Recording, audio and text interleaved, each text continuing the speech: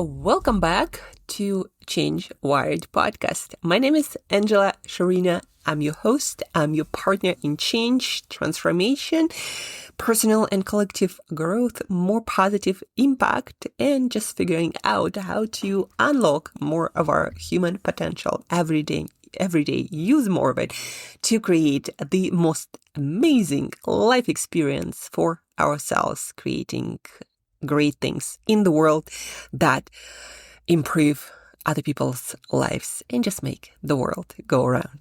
Today, guys, we are talking about one of my favorite topics to talk about, systems over willpower. By the end of this podcast, you might reconsider a lot of the things that you feel are hard and you need to get disciplined about, from your lifestyle to your work ethic to just simply getting more work done.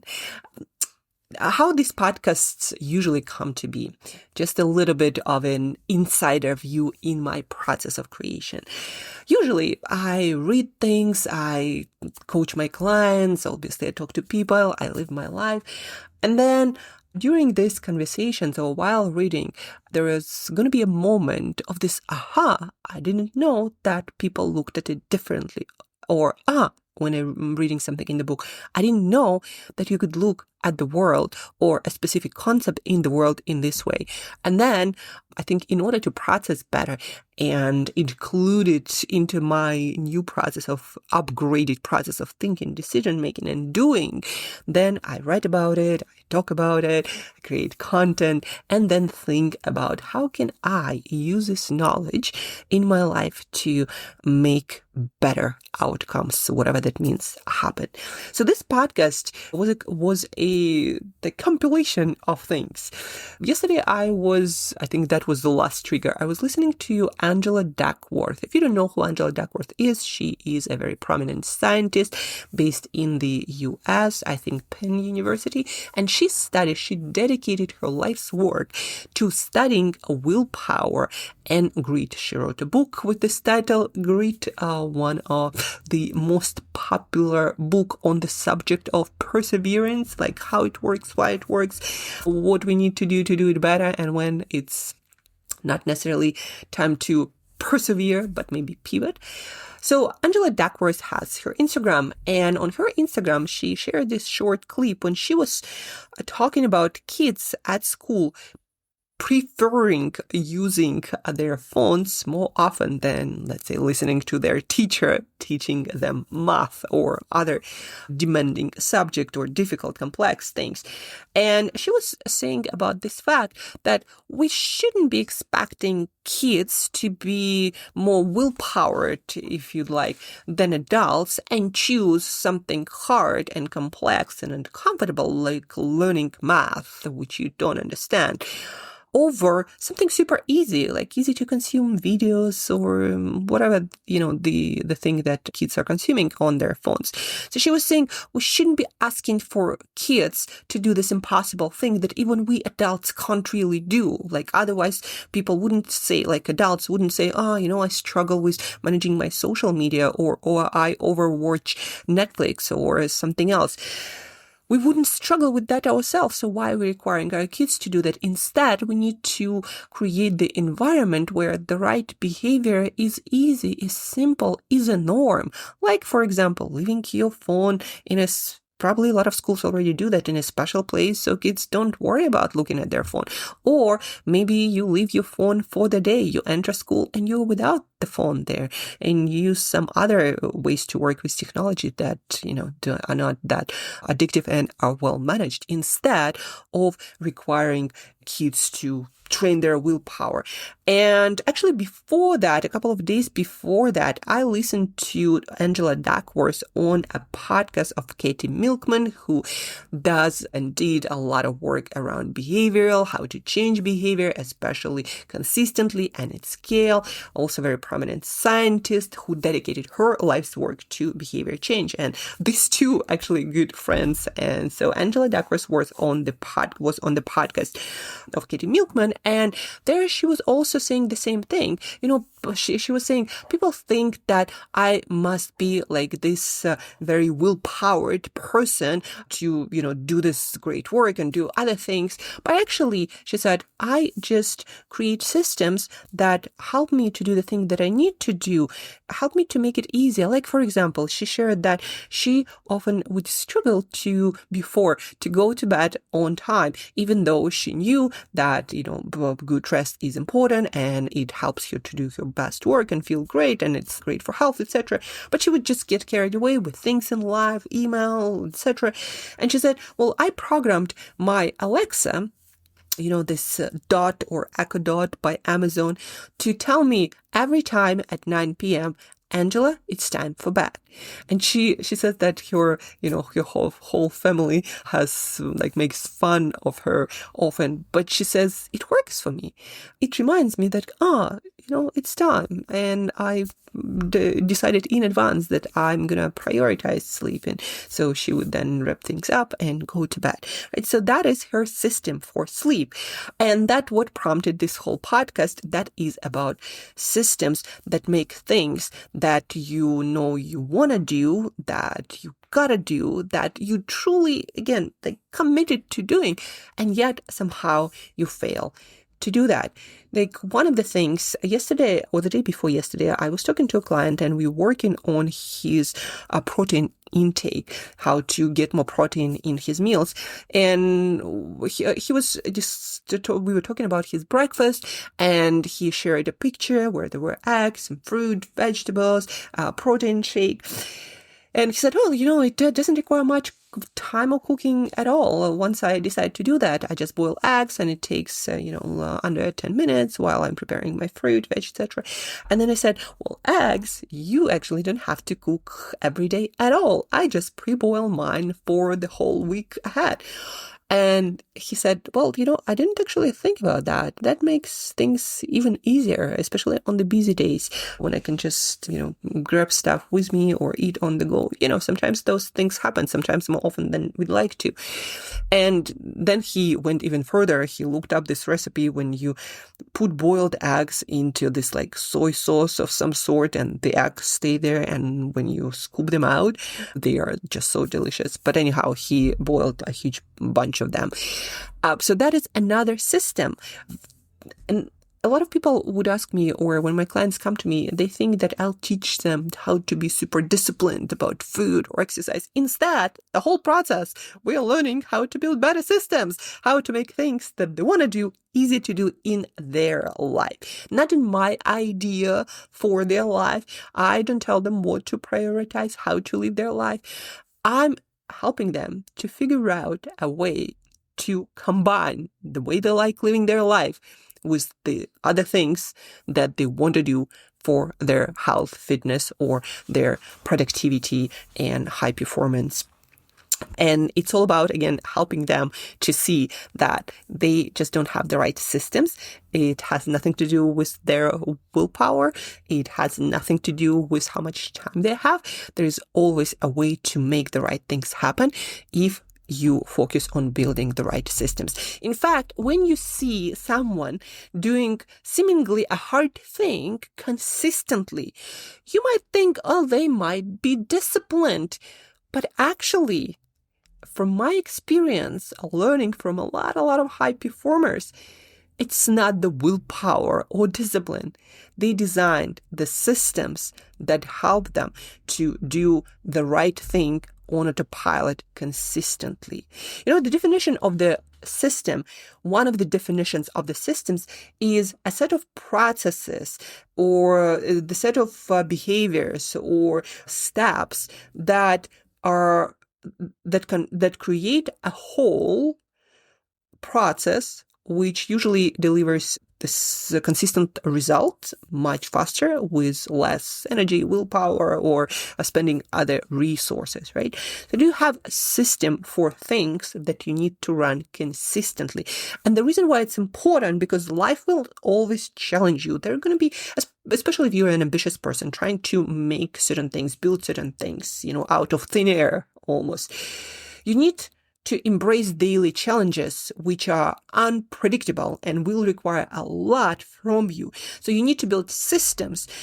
So the things that need to happen consistently, like your sleep, eating, or your energy levels, so they run on autopilot, so that your thinking, your decision making, your energy is then spent for things that matter. Taking a sip of water.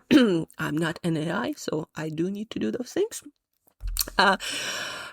So systems allow you to have resources to take on more without your health, mental resilience, emotions, the rest of your life suffering, right? So you can go through intense periods of work with no burning out or getting sick after, or really compromising a lot of aspects of your life when you have systems in your life. And those systems can also be for relationships or for getting things done faster and easier without working more. Like, for example, another system that I'm sharing with you because a friend asked me about a post that I made about this, what I call smarter scheduling.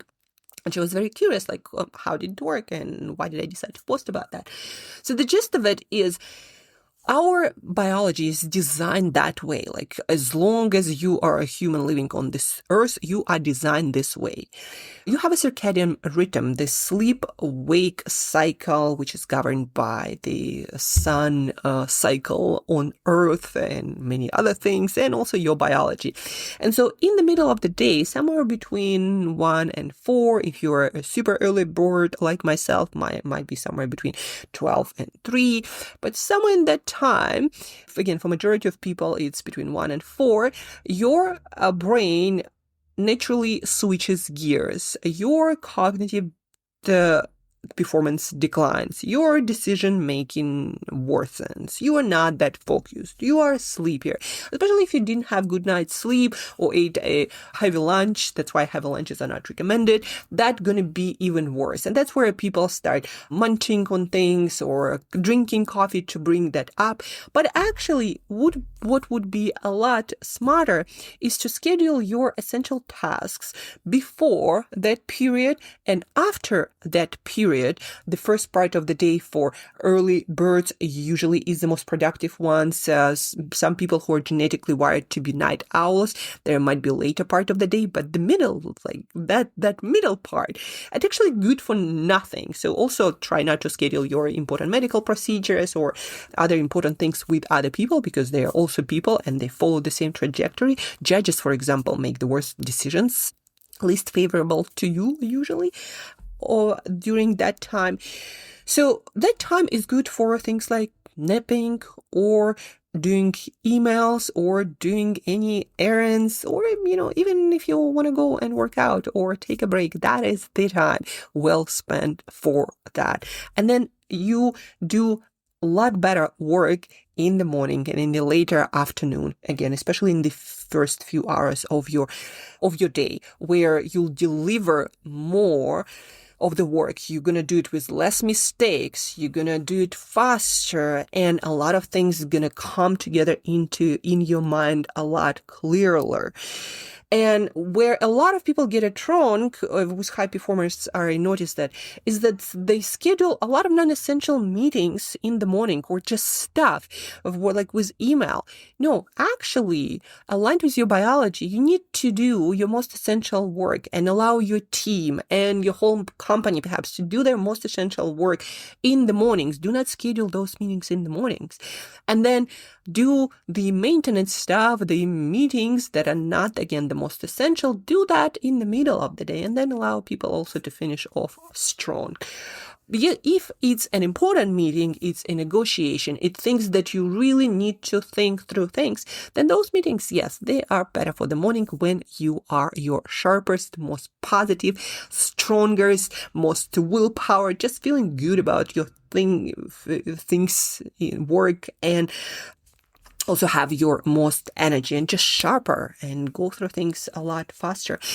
So that is another system. I call it smarter scheduling. And again, I work through that with a lot of my clients who are trying to do a lot of work. And again, and it's so very helpful because then you do work faster. And so instead of trying to push through in the afternoon and things really dragging out, you can do that same amount of work in either 2x less time or more, depending again on the task, on what you're doing, on how well you slept, etc. Sometimes afternoons are just not possible to do anything. So that is another system that I share with each of my clients. So we talked a system for food. We talk around the system for your business, your productivity, for your productivity. Now let's talk about your business. Another system is at the beginning of each week. It's more for, again, business or getting some project shipped. At the beginning of the week, you ask yourself, and this process is also a system. You ask yourself, what will success look like for me this week? What needs to happen? And then you write it down and you ask yourself, how do I need to prioritize my schedule to give this objective more chance to happen? And then you schedule things accordingly. Things, certain things you put away, certain things you cancel, certain things, again, also take into consideration the smarter scheduling system as well. And you put stuff in order. And that is another system for having more chances to get to the goals, the outcomes that you want at the end of the week. And when you, stack this week after week after week for the whole year, what is it, like 54 weeks or something, it's going to produce tremendous results and momentum. Now, not everything going to be perfect, but you are so much more likely to hit like your stride and find breakthroughs. So that is another system that I work on with all of my clients when we start working together. And again, like the whole process of coaching, yes, accountability is also a huge part of coaching. You're going to feel more up for a challenge, more disciplined to do things because you just know someone like your coach who you pay to gonna be waiting for you each week asking about, the things that you said you want to commit. So that also works.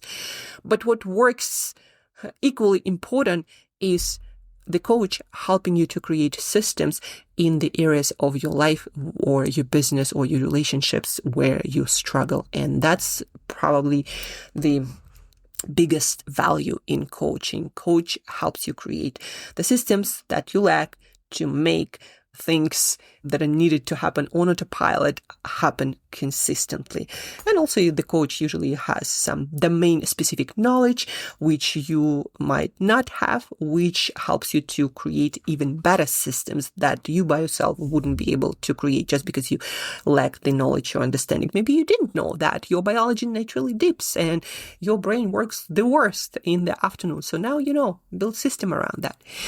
And on that note, we're going to conclude our podcast, Systems Over Willpower. We started our conversation with talking about the work of Angela Duckworth, one of the top researchers in the world on grit and willpower, and how she promotes, advertises in all of her content, systems over willpower. Train your willpower less. Create systems that help you do what you want to do. We have more or less willpower discipline in different arenas. So where you have the least discipline, you need the most systems. And you need your willpower for other challenges that life going to throw at you. So we started there. We then talked about systems for food, like boiling your eggs, cooking your carbs. I also shop once a week. I plan all of my meals and all of my workouts once a week. And then I just don't think about that. It just happens. I have a shaker bottle preloaded with protein powder that I can just put in my bag and be on my way for the whole day, knowing I'm going to be hitting my protein targets no matter freaking what. So we talked about systems for smarter scheduling, how to schedule the tasks so you get to accomplish more faster and of better quality with less struggle. And we talked about systems for hitting more business goals, or whatever goals you're trying to hit, by simply asking yourself at the beginning of the week what it is that I want to achieve and how can I change my schedule to give myself a better chance to do just that. Thank you guys for tuning in. Thank you for listening. I hope you enjoyed my solo 100% human episode today. Don't forget to share this podcast episode with at least one other human who wants to do their absolute best and might be lacking some of the systems that we talked about today. So let's change the world together. And till next time, keep changing, keep growing, and keep being your best self, or at least giving it an honest try.